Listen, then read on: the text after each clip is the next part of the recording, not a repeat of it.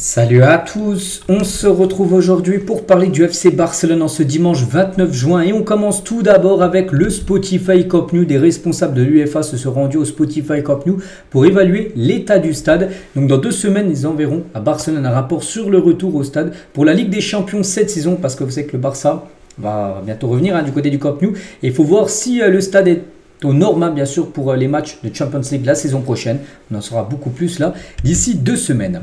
On continue, n'oubliez pas les gars, la date de reprise. Aujourd'hui on est le 29, c'est vrai que la reprise c'est bientôt, voilà, donc c'est le 13, donc dans 2 semaines les gars, reprise de l'entraînement.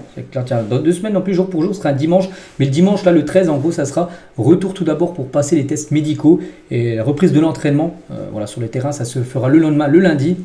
Voilà, le 13 les gars, dans 2 semaines déjà retour pour la pré-saison pour les joueurs bien sûr du FC Barcelone. Un petit rappel, peut-être pour ceux qui n'ont pas vu le programme des matchs amicaux, mais pas déjà que le Barça ira sur le continent asiatique, ça sera pas aux États-Unis, la tournée de pré-saison. Donc tout d'abord le 27 juillet contre Vissel Kobe, là dans un peu moins d'un mois maintenant. Ensuite le 31 juillet contre Séoul et le 4 août contre Daegu. Après il y aura un match de Trophée Gamper et après ça sera la première journée de Liga de la saison prochaine. Concernant le mercato, on sait qu'on en parle beaucoup là tous les derniers jours, même depuis 2-3 semaines. On parle H24 bien sûr du mercato. Bon, pour l'instant les gars, le Barça, il y a des joueurs qui sont arrivés bien sûr, mais il va falloir aussi des départs. Pour l'instant le Barça pense que pour inscrire Juan Garcia et Nico Williams, les joueurs suivants doivent partir. C'est que le Barça a mis une liste en gros de 7 joueurs qui doivent quitter le club en gros. Donc Christensen, Ter Stegen, Fati, Pau Victor, Pablo Torre, Inaki Pena et Oriol Romeu. Tous ces joueurs doivent quitter le FC Barcelone. Pourquoi? Parce que déjà c'est des joueurs, on pense qu'ils auront tous très peu de temps de jeu la saison prochaine. Et bien sûr, quand tu fais venir des joueurs, il faut aussi que ça soit équilibré, il faut aussi vendre des joueurs. Donc tiens, concernant un joueur, Christensen, le premier de la liste, donc la famille d'Andreas Christensen est heureuse à Barcelone. Il a rejeté pourtant des offres de la Juventus Turin et de l'Arabie Saoudite, donc lui veut rester, mais c'est plutôt le club bien sûr qui pousse pour qu'il quitte bien sûr le Barça. Concernant Oriol Romeu, tiens, le dernier de la liste, donc on a dit à Oriol Romeu qu'il ne faisait pas partie des plans de Hansi Flick, donc il doit trouver maintenant, on va dire, un nouveau club. Pour l'instant, personne n'est intéressé par Oriol Romeu. On espère que ça arrivera. Des offres, bien sûr, pour lui.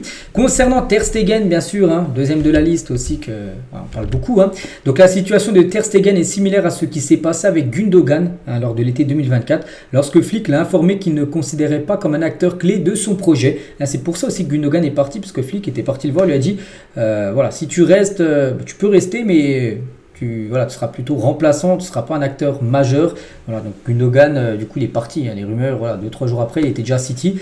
Donc voilà, pour Ter Stegen, en gros, c'est la même chose. Il faut que Flick lui dise, en gros, et là, bientôt, il y a une réunion entre Flick et Ter Stegen pour lui dire, en gros, qu'il y aura très peu de temps de jeu. Ce ne sera pas un acteur clé de la saison prochaine. On pense que là, Ter Stegen, après, cherchera un point de chute. Concernant Inigo Martinez, il n'est pas dans la liste.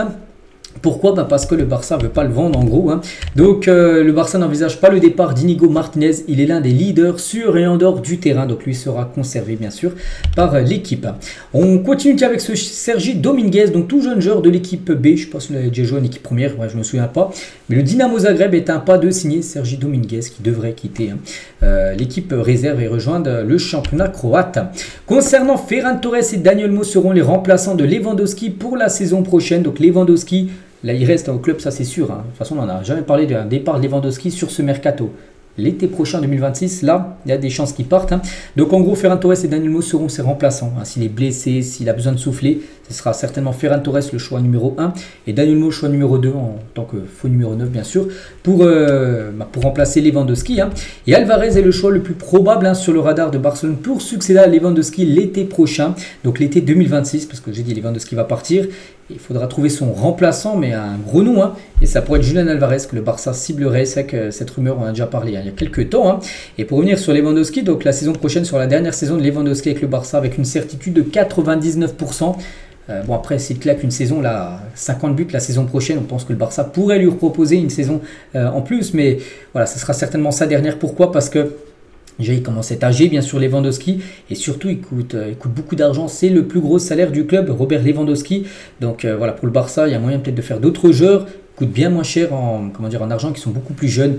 Donc voilà, Lewandowski sera certainement sa dernière saison. Surtout, c'est sa dernière année de contrat. Il est en fin de contrat l'année prochaine. Donc voilà, ce sera le Barça qui aura le choix de le prolonger ou non. Il lui restera plus de contrat. Hein. Et les minutes de Lewandowski aussi diminueront progressivement la saison prochaine en raison de son âge. Hein. L'équipe mettra également davantage de pression sur ses adversaires, hein, sur les joueurs qui peuvent jouer à sa place. Donc Ferran Torres et Daniel Mo auront certainement plus de temps de jeu.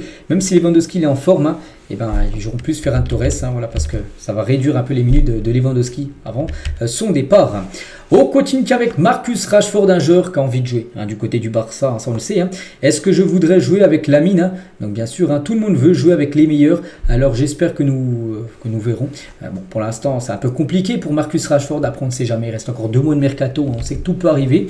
Et le Ballon d'Or, il a dit, si l'on vote pour le meilleur joueur du monde, Lamine Yamal, si nous votons pour celui qui a remporté la Ligue des Champions, Dembélé. Voilà en gros ce qu'il a pu répondre. Marcus Rashford. On continue cette fois-ci avec Gavi. Mondo Deportivo, aujourd'hui, je suis un guerrier, mais j'ai aussi de la qualité. Tiens, on va revenir sur quelques déclarations de Gavi. Hein. Donc, pourquoi certaines personnes vous détestent-elles? Est-ce que c'est à cause de votre style de jeu? Il a dit, hein, oui, vous savez d'où cela vient. Tant que les fans de Barcelone m'aiment, hein, je me soucie de personne d'autre. Voilà, parce que c'est qu'il est beaucoup critiqué par rapport des fois à son style de jeu, un peu brut, tout ça. Il a dit que tant que les supporters du Barça aiment son style de jeu, donc lui, ça le convient. Hein. Et je comprends que certaines personnes détestent ma façon de jouer. Ce n'est pas amusant pour eux, ce sont eux qui sous-estiment mes capacités techniques. Hein. Ils ne savent rien. Tant que les gens qui comprennent le football évaluent ma qualité, alors je me soucie pas du reste. Hein. Il parle aussi de Ansu Fati, donc Ansu et moi sommes ensemble depuis la Masia, le centre de formation. Voir où nous en sommes aujourd'hui, ça me donne la chair de poule bien sûr hein, d'avoir intégré l'équipe première, même si c'est des joueurs qu'on peut jouer comme la saison dernière. Et ben voilà, ils sont très fiers parce que quand à la Masia, l'objectif c'est d'être en équipe première. Pas tout le monde y arrive. Hein. Croyez pas que tous les joueurs de la Masia finissent en équipe première. Il y a une petite poignée. Et voilà, lui, c'était son ami depuis longtemps, puis ils sont ensemble hein, en équipe première, et ça, il apprécie ça. Hein. Je suis un combattant, mais j'ai de la qualité. Ne croyez pas tout ce que vous lisez dans les médias, je suis très heureux ici hein, du côté de Barcelone. Hein. Pour moi, Luis Enrique est le meilleur, le numéro 1, ses assistants sont également exceptionnels. Je suis tellement heureux pour lui, c'est lui hein, qui m'a donné l'opportunité de faire mes débuts avec l'équipe nationale espagnole. Il a été courageux de me faire jouer malgré toute la pression, mais il avait fait jouer bien sûr Luis Enrique, voilà comment dire... Gavi. Hein. Et est-ce que le PSG veut vous signer? Gavi, il a dit oui, hein, mais cela n'arrivera pas. Il a dit vraiment que le PSG voulait le signer. Il a reçu des offres du Paris Saint-Germain, il le confirme, mais voilà, lui, il veut rester au Barça. Hein. Je suis calme. Hein. Ici, mon rêve et mon ambition sont de rester à Barcelone toute ma carrière. C'est le club de ma vie. Je ferai tout mon possible pour rester ici le plus longtemps possible et si possible, toute sa carrière. Hein. Vous faisiez l'éloge de Busquets pour le rôle de leader qu'il avait dans le vestiaire, qui assume ce rôle maintenant. Donc pour moi, Busquets est irremplaçable, hein, mais peut-être que Ter Stegen pourrait jouer ce rôle. Bon, après, il ne peut-être pas le jouer la saison prochaine parce que en cas de départ, bien sûr, de Ter Stegen. Hein. Gavi, toujours, j'aurais aimé jouer plus longtemps avec Busquets.